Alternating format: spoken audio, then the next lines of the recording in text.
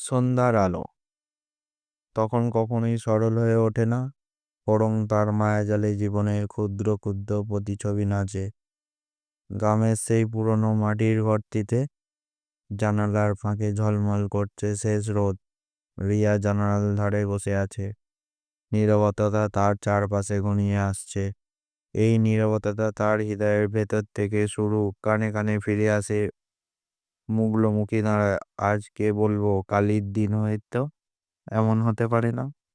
রিয়া ছিল 5 বছর আগে এক রঙিন স্বপ্নের মালকিন। সে স্বপ্নে বাড়ি, গাড়ি, ভালোবাসা ও শান্তির আহ্বান ছিল তার স্বাগত সূত্রে। একসময় গড়ে উঠেছিল অভিজাত্যহীন হাসি ও উদার মনোভাব।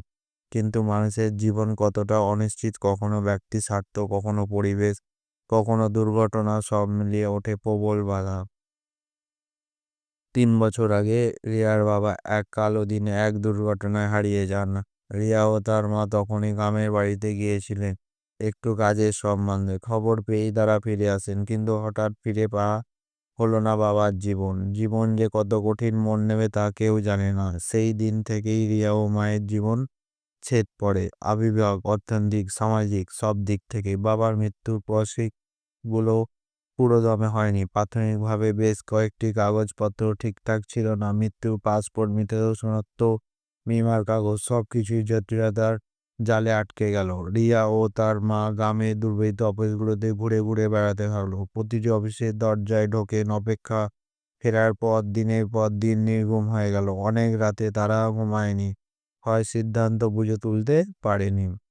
মৃত বাবার জন্য নামে জানতো একটা ছোট টুকরো জমি ছিল গ্রামের সে রাস্তায়। সেখানে কিছু ফল গাছ, একটি বুড়ো কাঁচা ঘর, নন লাইসেন্স কাগজপত্রের কারণে সেই জমি বিক্রি বা হস্তান্তরের চেষ্টা পাই নাকচ হয়ে যায়। অনেকবার বাজার দর, সুযোগের চাহিদা সব মিলিয়ে রিয়া তার মধ্য জমি বিক্রি করতে না পারলে তাদের ভবিষ্যৎ অন্ধকার বুড়িয়ে পড়বে আর রেখে দিল তারা প্রাণহীন হবে।